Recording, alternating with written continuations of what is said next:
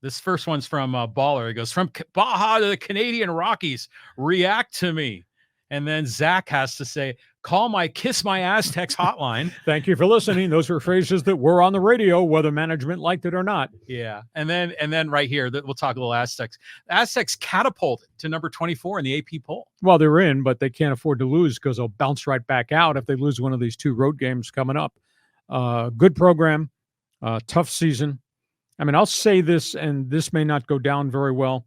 Last year was a spectacular season in the history of Aztec basketball, once-in-a-lifetime experience.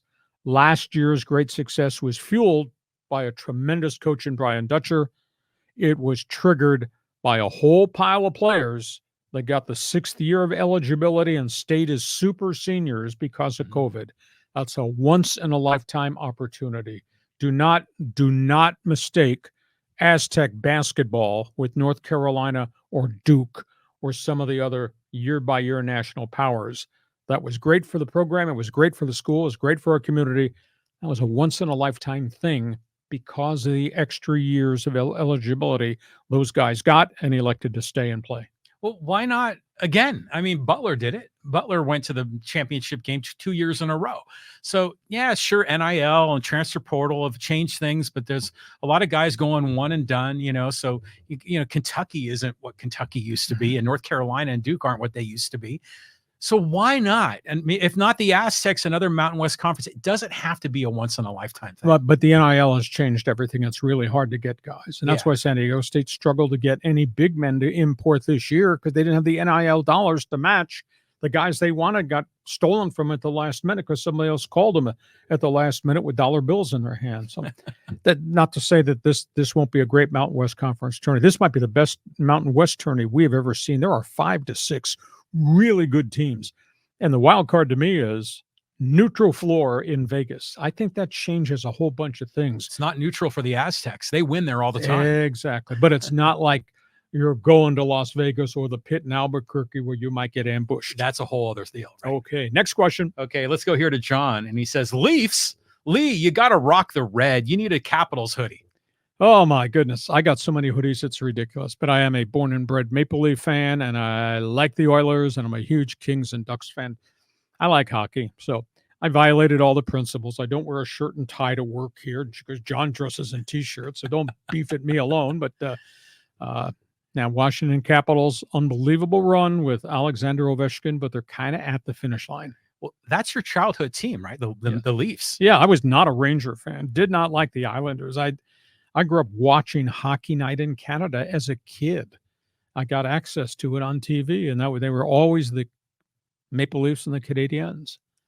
You know what I've always wondered about with the Maple Leafs? It just kind of bugs me. Is why is it not the Maple Leaves, Leaves? I don't know. I don't have an explanation. It's probably the only thing in the world of sports that I don't have an explanation for why it's the Leafs. Okay, let's go on to the next. Let's talk to Kevin here. He goes, I was worried if the Padres had enough pitching. You should be worried. They've got 7 guys with experience in the starting rotation. 7. But that group includes Johnny Brito. It includes Valdez, who were both throw-ins in the Yankee deal. And it includes Adrian Morejon, who has not yet established himself. So that's part of the 7 starters. You're going to get some injuries. Now, can these guys pitch? We're going to find out because they're going to have to be in the rotation to start the season. They could be in trouble. I don't have any problem at all with how they have loaded the bullpen because they've got 9 guys who have a lot of experience and a fair amount of success pitching out of the bullpen, whether that's setup guy, 7th inning guy, 8th inning guy, closers, plus we obviously got the 2 guys coming from Japan and Korea. I think the 9 in the bullpen are solid. I just think they may have 7 in the rotation, but I'll tell you what, there's at least, I'd say 3 to 4 of those 7 that have to prove themselves, at least to me. Well, that's the way it always is every year going in, right? It wasn't last year. Well, but they had 5 guys in the rotation, but then they had 8 or 9 other guys that were either 4A guys, up and coming, some free agent signings that are just all those depth pieces. Yeah, but there's no Snell, there's no Waka, there's no Lugo. Those were proven commodities. And Martinez. And Nick Martinez, multi-role. Yeah. So that's 4 guys who had done it to different degrees of success. How about Trevor Bauer? He's still there. Yeah, why not? Why not Bauer? I don't think there's enough money in the till. Well, I mean, who knows how much he can actually get, you know? Well, he'll get whatever the major league veteran minimum is for a guy that's got all that success, but Yeah. that might be $5 million. Or he's still there, and Urias is still there. But I don't know that the Padres are going to spend very much more money. I was told they have less than $18 million to spend, and they may have to reserve some of that in case they are forced to make some type of trade to stay in the pennant race. So I don't think they're going to spend it all now because they want to have something in reserve if they need to go out and make a trade. They have to trade young guys to go get something established to keep themselves in the pennant race. But I kind of agree with Kevin. I'm just worried that they don't have enough front end starting pitching. Once you get beyond once you get beyond Musgrove, and if Michael King is everything people have told me he is going to be, that still leaves 4 and 5 and insurance policy guys if you have injuries. What are they going to do if Darvish, and Joe Musgrove get hurt again, or the injury lingers? They got problems. Then they're screwed. Because Robbie Snelling's their top minor league pitcher. He's not ready. He's at least a half year, if not longer, away. And the young high school kid, Dylan Lasco, has hardly pitched at all above Class A. He's not ready to pitch at the major league level. So just got to keep your fingers crossed that AJ's assessment of those two pitchers that they got at the back end of the rotation from the Yankees, that those two with Michael King are all going to be able to do it. Well, but he's a good scout, right? That's the one thing you could say about Preller. He can identify the talent. Boots on ground. Yeah. I mean, there is a proven track record there of identifying players. But as a retired baseball guy told me on the weekend, Yankees don't have a history of giving away top prospects. Yeah. They got rid of 3 guys. Yeah, they did. Okay, right. Next question. Let's go here. Let's go to Victor. And he says, Hacksaw, does Kershaw come back to the Dodgers? Brashear was picked up today, but I can see Kershaw in the bullpen. The surgery is complicated. This capsule surgery, which is what scared the daylights out of me when they diagnosed Joe Musgrove with the same thing. Now, he did not need surgery, but those things get re-injured. That becomes a big issue. Kershaw won't be back till August 1st. I believe he signs a 1-year deal or a half-year deal or a half-year deal with an option.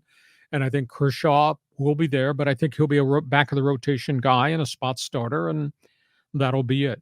They just brought Brashear back. They traded Caleb Ferguson to the Yankees to open up the spot to get Brashear, who they fixed. I mean, he throws hard. He was with the Red Sox and he had a high ERA, and the Dodgers figured him out, and he had a good back half of last season. He shopped himself around, and the Dodgers brought him back. I think it was on a 2-year extension. They just did that today. But the one thing the Dodgers have, a lot of other people don't. They got the young gun Bobby Miller, who really pitched well in the crunch last year, and they've got the other young pitchers, the Gavin Stones of the world. There's about 4 of them that are still in their organization. That maybe one of those winds up surfacing and gets to Dodger Stadium. The Padres and Dodgers pitching staffs are like polar opposites, right? Oh, right now they are, yeah. Yeah, because the Dodgers have a lot of name brand guys that you can count on, and their young kids are far better than the young kids for the Padres. Right. So they're in a good spot. Kershaw, I always keep wondering, does he still have it, or has he lost it? Well, he seemed to have it, but there's a wear and tear factor. All the innings he's pitched, only so many bullets in the gun, and then the shoulder capsule finally gave out, and so he's had the surgery. Guys can come back from that, but it takes a chunk of time to recover from capsule surgery. Okay, let's go here to Craig, and he says, do you both get a chance to go to a lot of Dodgers, Padres, and Angels games? Nothing like going to a game. Hot dogs, peanuts, and beer. Love the atmosphere. Love the atmosphere at Petco Park. Haven't been much to Dodger Stadium. I loved it. A few times I've gone. Did spend a chunk of time doing stuff up at Angels Stadium. But it's nothing like baseball. I give the Padres ownership a lot of credit. What they turned Petco Park into was a destination point. Oh, big time. And it's right next door. I saw you sitting in the bar yapping in the Gaslamp District.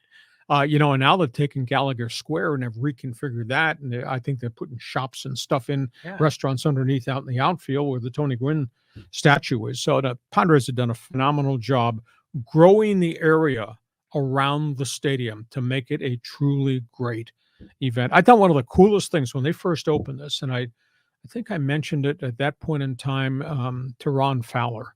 I said, what the Padres did, well, this was actually Lucchino and Moores that created it. Mhm. I said, but what you guys did, there was that little baseball field for kids Oh, out yeah. out in what's now Gallagher Square. Mhm. That little those kids with their dads and mom bringing her bat and glove and hitting a ball at the mini Petco Park. That was so cool because those are things that sell the game forever to families. I mean, just fabulous marketing things. And then obviously what they do with the military and then what they do with the giveaways.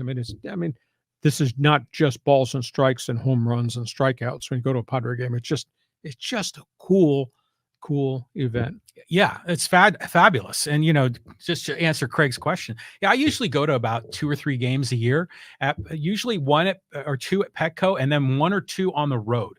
And I've gone up to Dodger Stadium to watch the Dodgers play the Padres. I remember one time I got hit in the mouth by a foul ball. It was crazy the way that one went down. Yeah, because you spilled your beer on your shirt. Well, That's why you're upset. The ball, thought I was going to catch it, and it was back spinning. Because we were in the second deck behind home plate, and I went to catch it. It fell off my fingers and hit me in the mouth and bounced off. And then I fell backwards into this big bosomed lady next to me. It was amazing. But to your point, the little baseball field is cool. I mean, because did you notice how the pregame guys, with Pomeranz and Sweeney, they'd go out there and they'd use it as a place to conduct a clinic on television. Mm-hmm. Then you got the kids playing ball kind of there that they can be Manny Machado. And then sometimes you get former players out there that are actually pitching the balls. What a great thing. And I know the Giants have a similar setup right by that Coca-Cola bottle in left field. One of the coolest things that Padres did early on at Petco, I didn't realize this till much later. They went out to one of the little leagues, and I don't know whether it was in Escondido or it might have been out in the East County. And we have the rookie league. You have 8 teams in rookie leagues, which are what, 8, 9, 10-year-old kids. Yeah. And they bought shirts, Padre shirts for each team, but each team got a different type of Padre shirt. And it was like the uniforms. Yeah. One rookie league team would have the Padres and the pinstripes from the Gary Templeton era. Another one would have the Padres and the pinstripes, the brown pinstripes, the Tony Gwynn era. Another had the gold, or the one that the yellow and brown way back in the day, Taco like Bell. Cito Gaston. Yeah. Way back then. And so there were 8 teams, and they each were the Padres, but they had their shirts were from a different Padre era. It was really cool. I saw pictures of it. It was neat. I love that. This is kind of a little league rabbit hole here, but I remember when I played, you couldn't really wear the official uniform. There was like licensing issues and everything. And now they encourage it because they see it as a marketing opportunity. And then, the light bulb went off for MLB. Finally. Oh yeah. You see an 8-year-old wearing a Padre throwback. That's his team is wearing that throwback. And they're playing against a Padre team that's wearing the blue and the orange in the script. That's cool. And then you go to the game with your kid and he gets to play in that little mini Petco Park out in left field in Gallagher Square. That is so cool. Because that's a memory of a lifetime. Unbelievable. Yeah. And what a great place. I mean, that's like for young people, for kids, for older people, they got everything to offer. Funny story. Last story here, and we'll move on to some more. You talk about taking a foul ball in the head. So I'm watching a Padre game about a year ago. One of my friends is a morning news anchor at CBS 8, Neda Iranpour. Oh, yeah. Sweet lady. She is. So I'm watching the game, and I think it might have been against the Giants. Somebody of the Giants hits a home run, left field. And I see this guy stand up wearing a Giant jersey. His wife stands up wearing a Giant jersey. He's holding the baby, their 8-month-old, hold it in one hand. He catches the home run ball with his right hand. And I told my wife, I said, that's Neda Iranpour. Oh, she did that? Her husband caught it. Oh, her husband did. She's standing right there. He's got the baby in one hand, catches the home run ball in the right hand. It was so cool. Wow. I promptly texted her, and she put it out on the internet and social media of her husband catching a home run. That's cool. She's Stories about terrific, pickleball. Oh, she's great. Yeah. Okay, we move on. All right, here. Let's go to Manny. He goes, why do people belittle the 2020 MLB season? I remember seeing Padre fans and Braves fans being excited during the playoffs. If it didn't count, then why are those fans so interested? Well, 2020 was a hybrid season, but when in the record books, it counts. But there are people in the media that use it as an asterisk. You know, the Dodgers have won only one World Series, the 1988 with Kirk Gibson home run. Nobody's paying attention to the Dodgers win the World Series in 2020. Yeah, it was a COVID season, but they earned what they earned with the schedule they had to play. So I don't pay any attention to that criticism. Yeah, well, as a Padre fan, if the Padres had won that World Series, I mean, we would be on cloud nine. I mean, we'd be celebrating it.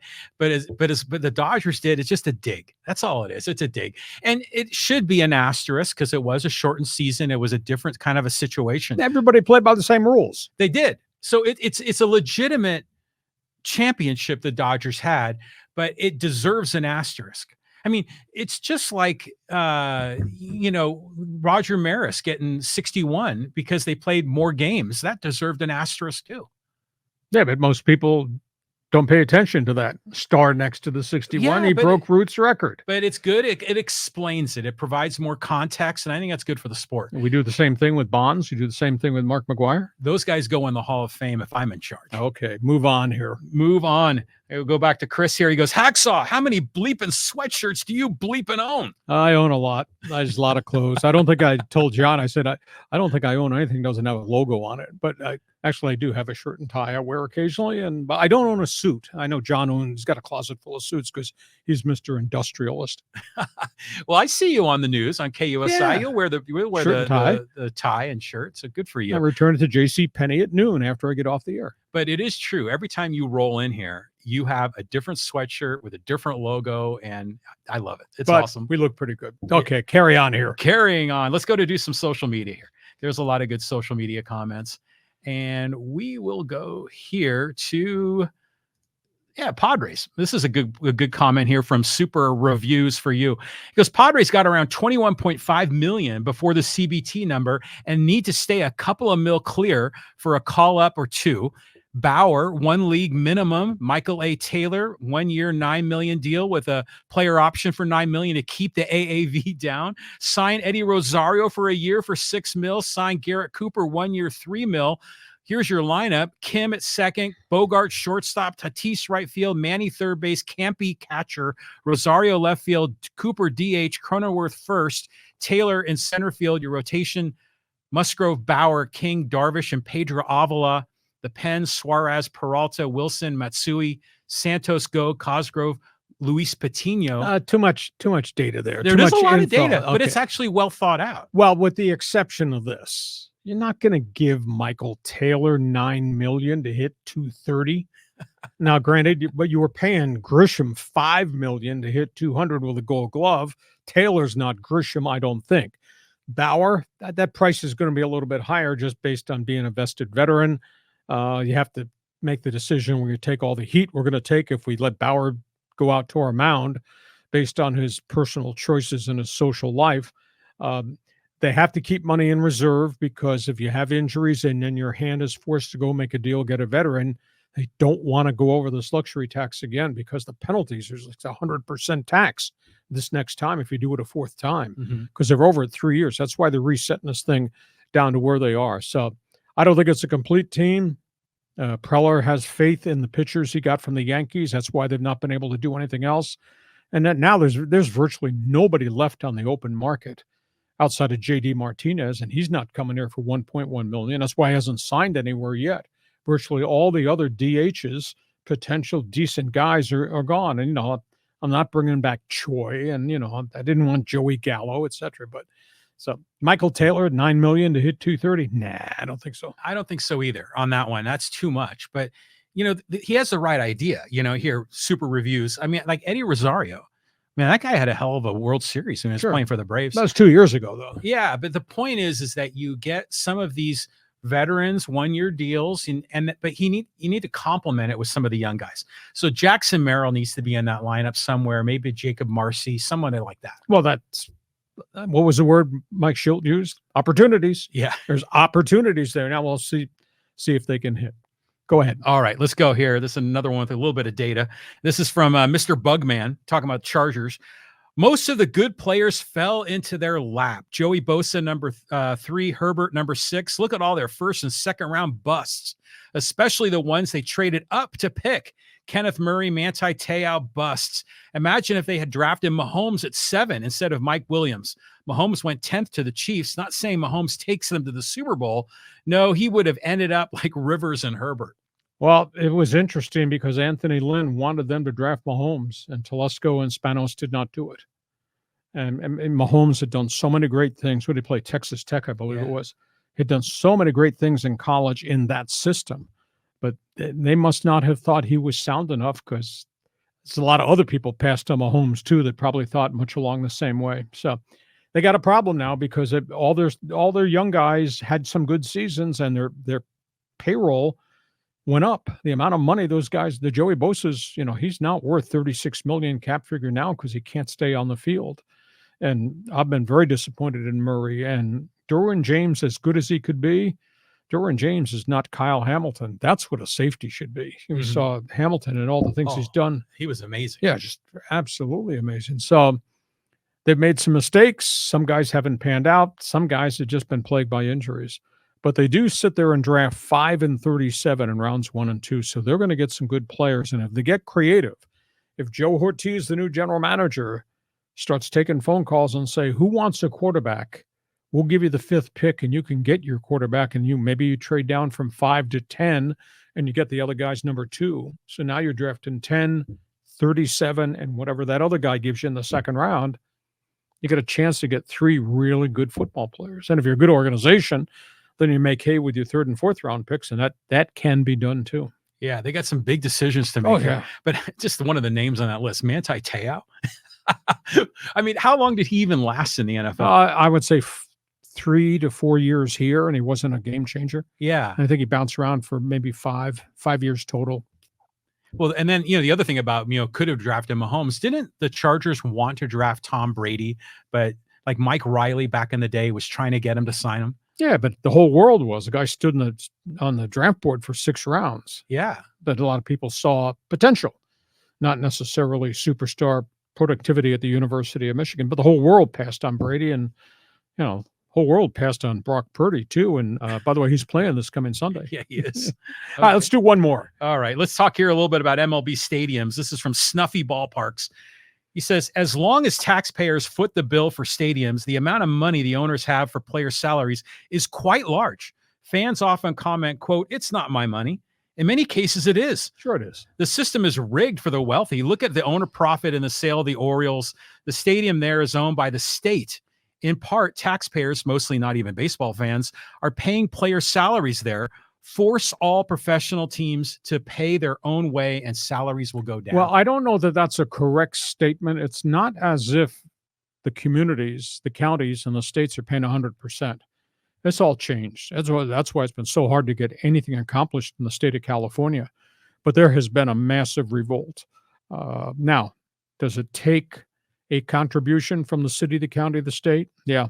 In Buffalo, where they're building this brand new stadium for the Bills, that's a 3-way deal. The NFL and the Bills are part of that equation, but so is the city of Buffalo and Erie County, which is putting a lot of money into it. But it is a joint consortium now. It's not like we're writing a check and giving it to Dean Spanos and here's your stadium free of charge. It's not that way anymore. I don't think hardly anywhere in sports. I think this is a disgrace. I mean, when taxpayers are forced to subsidize, in this case, a corporation. I mean, it's not like we're being forced to subsidize other large corporations outside of the world of sports. So, yeah, I just think it's, in my opinion, the improper role of government to be doing that. But at the same time, if government and taxpayers don't subsidize, you're not going to see these Taj Mahals that are built all over the United States. But the unique thing, Stan Kroenke paid that whole thing himself. So good for him. That's his stadium. He funded it. I haven't seen very many owners do that in modern day sports. No, I mean, what did Jerry Jones? Did he fund that, or did taxpayers? That was a whole combo of NFL, Jerry Jones, and the state of Texas, where everything is big. Yeah, right. Hey, listen, we hope you have enjoyed our Monday bonus podcast.